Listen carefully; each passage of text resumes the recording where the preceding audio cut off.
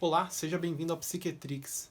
Hoje o assunto é sobre uma coisa que está afetando a vida de muitas pessoas nesse momento, que é a ansiedade. Se você quiser saber um jeito como faz para estar enfrentando isso, estando você na sua casa ou qualquer outro lugar, fica comigo até o final do vídeo que eu vou estar te mostrando como. Bom, e o que é a ansiedade?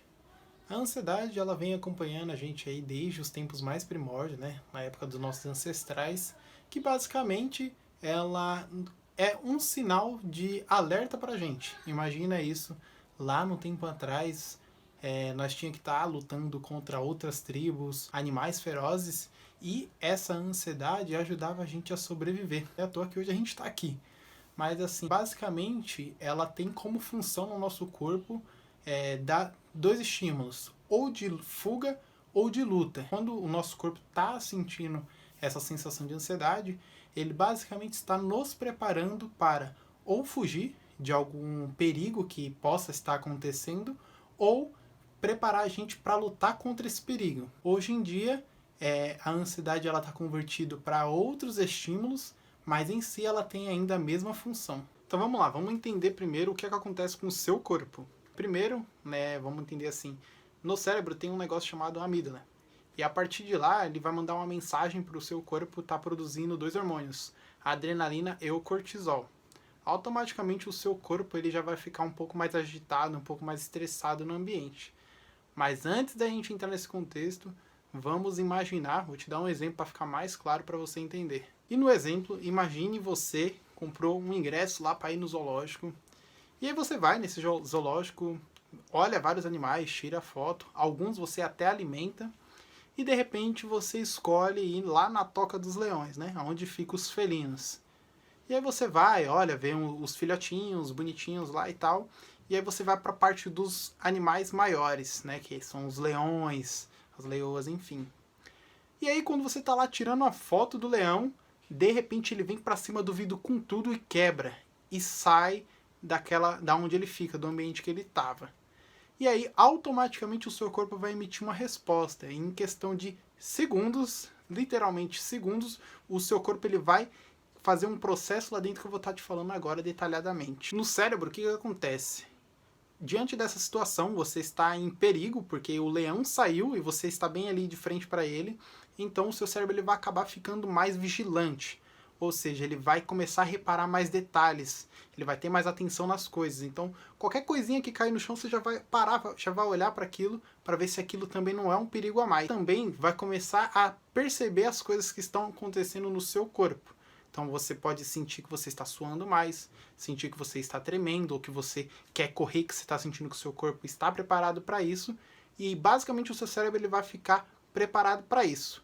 Enquanto outras funções do corpo também vai estar tendo a sua reação devido a essa escapada do leão. O seu pulmão ele vai começar a aumentar a frequência respiratória. Então você vai começar a querer respirar, vai ficar mais ofegante.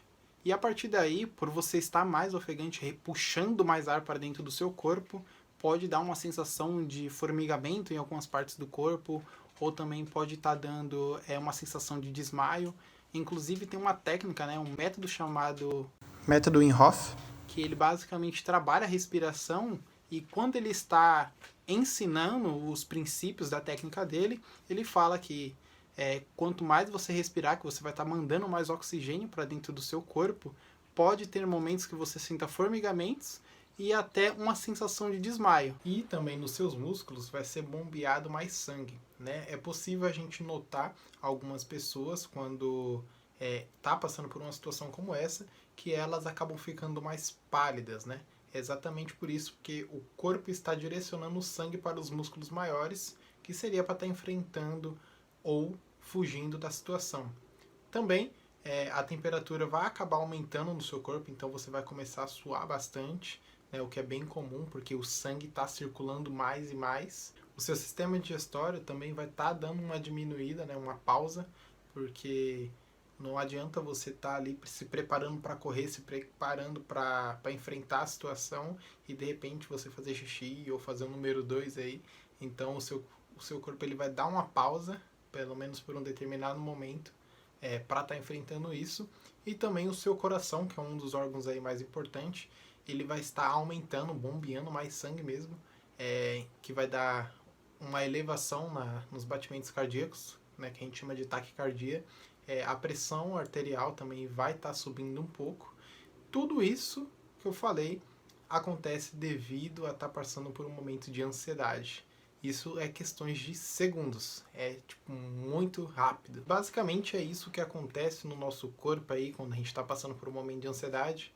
Né? Você consegue ver que é um mecanismo muito complexo no nosso corpo que fez a gente sobreviver aí desde os nossos antepassados até hoje. Agora vamos entender um pouquinho mais sobre o que diferencia essa ansiedade normal da ansiedade patológica. Para resumir, para ficar bem fácil de você entender, a ansiedade patológica a gente começa a entender ela como se fosse algo que atrapalha a sua vida. A partir do momento que essa ansiedade começa já a atrapalhar o seu cotidiano, os seus afazeres, toda a sua rotina, você já pode começar a pensar um pouquinho a mais sobre essa ansiedade. O que define ela de fato é realmente a intensidade com que essa ansiedade acontece e também a duração. Segundo o DSM-5, ela é caracterizada por um medo e ansiedade excessiva e perturbações comportamentais. Podemos entender o medo como uma resposta emocional mediante uma ameaça que é real ou é percebida, e a ansiedade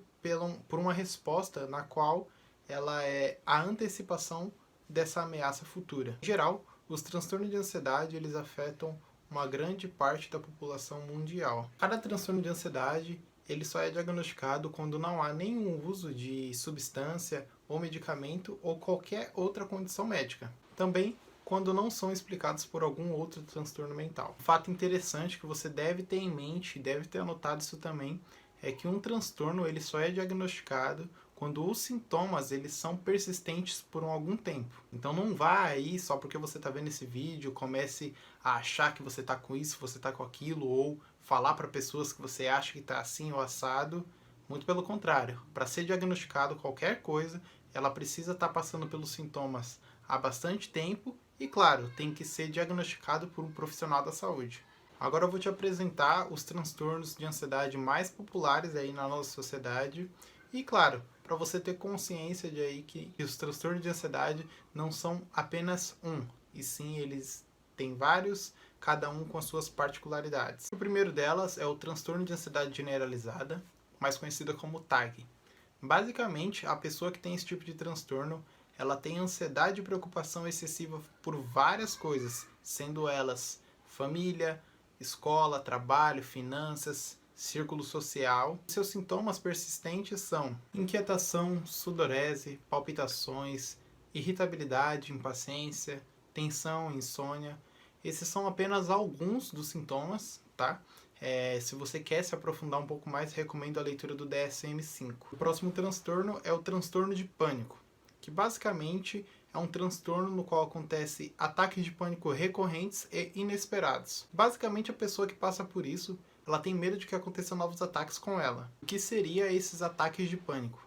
Basicamente, é um medo muito intenso no qual a pessoa está associando com alguma catástrofe, então ela tem pavor, ela tem um terror muito grande sobre alguma coisa. Geralmente, o seu pico acontece de entre 5 a 10 minutos. Neles é acompanhado tanto sintomas físicos como sintomas cognitivos. Vale deixar uma nota aí também que é necessário mais de um ataque de pânico completo e inesperado para que seja diagnosticado com transtorno de pânico. Referente aos sintomas, existe uma lista aí com mais de 13, então eu vou estar citando apenas alguns aqui para o seu conhecimento. Novamente, se você quiser se aprofundar um pouco mais sobre esse transtorno, recomendo a leitura no qual esse vídeo está sendo baseado, que é do DSM-5.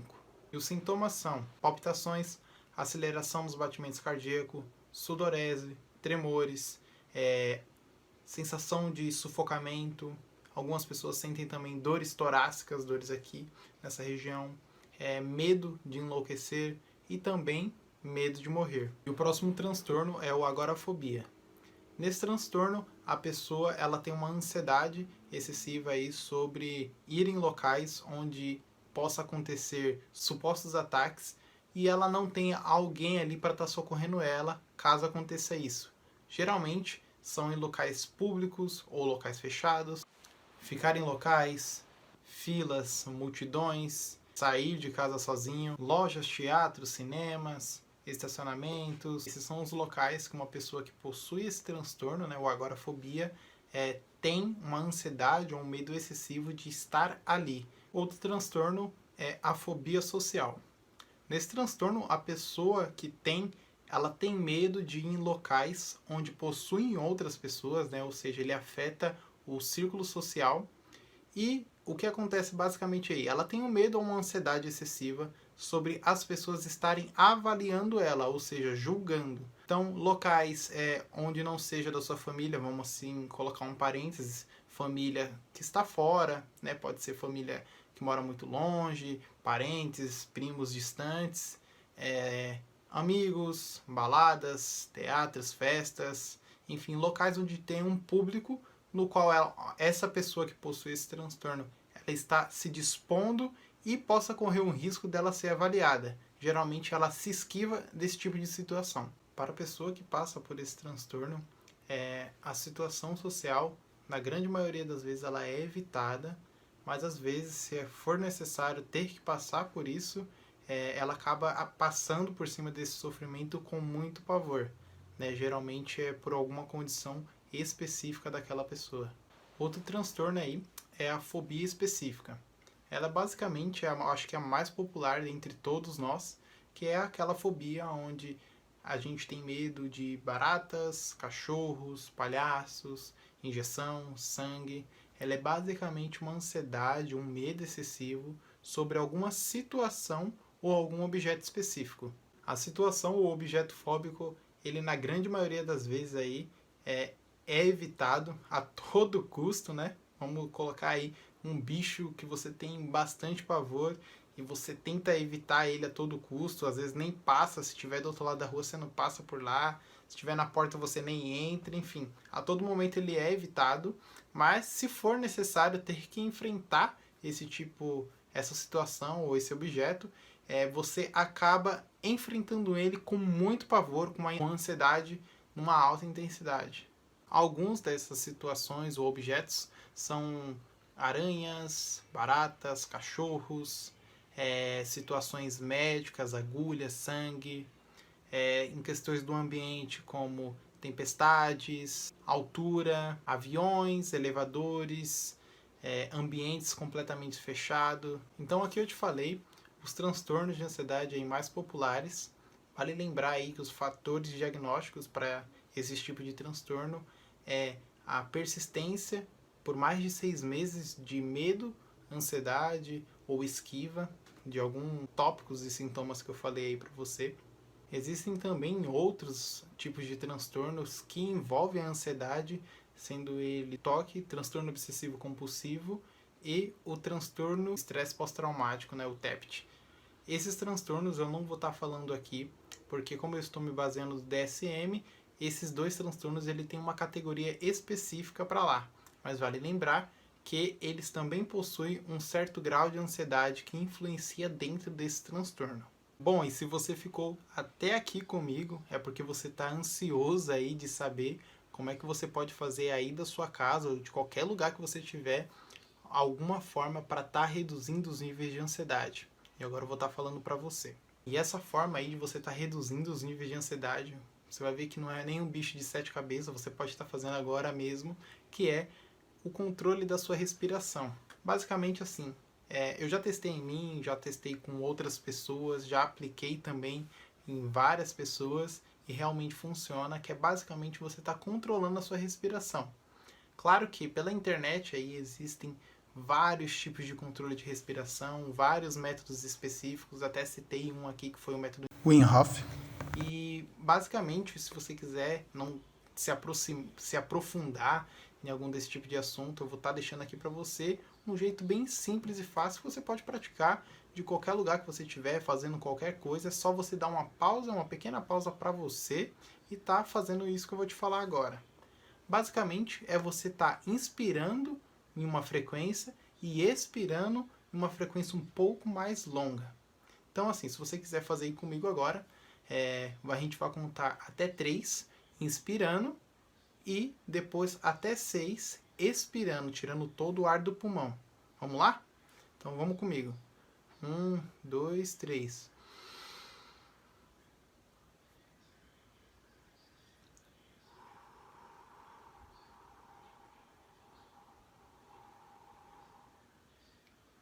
entendeu? Basicamente, você vai pegar essa informação, repetir aí num ciclo entre 3 a 4 vezes. Se for necessário, pode fazer por mais. Porém, eu acredito que de 3 a 4 vezes já vai estar resolvendo bastante, vai estar reduzindo bastante aí os graus de ansiedade. Se você é uma pessoa que gosta de estar acompanhando com alguma musiquinha calma de fundo para estar relaxando, aquelas músicas ambientes que às vezes tem barulho de água, chuva, fogo, enfim. Se você é esse tipo de pessoa, a experiência vai ficar muito mais proveitosa para você se você tá escutando alguma coisa assim. Agora, se você estiver trabalhando, tá na correria ali, no meio do trânsito, por exemplo, e precisa, tá muito estressado, dá uma pausa, respira esse ciclo, você já vai ver uma melhora muito grande. Claro que, se algum desses transtornos você se identificou, você acha necessário correr atrás de uma ajuda profissional, não hesite, vai procurar um médico, algum psicólogo, psiquiatra, enfim, procure algum profissional da saúde para que ele possa estar te orientando e você, claro, tá conhecendo mais a si mesmo e o que está acontecendo com o seu próprio corpo. Lembrando que se você quiser se aprofundar um pouco mais nesse assunto, eu me baseei no livro DSM-5, onde ele tem todos os transtornos mentais lá diagnosticando como que é o processo, quais são os sintomas, tudo bem detalhado. Se você quiser estar se aprofundando, tá aí a dica de leitura. Eu espero ter ajudado você, enriquecendo um pouco mais o seu conhecimento sobre os tipos de ansiedade que existe aí socialmente. Também espero ter compartilhado e ter sido de grande ajuda para você essa técnica de respiração. Ela me ajuda, já ajudei outras pessoas e espero estar ajudando você aí que está do outro lado, tá bom? Se você quer algum vídeo específico para algum transtorno que eu citei aqui, deixa aí nos comentários. E é isso, me acompanha aí, se inscreve no canal, dá um like e nos vemos no próximo vídeo. Um grande abraço.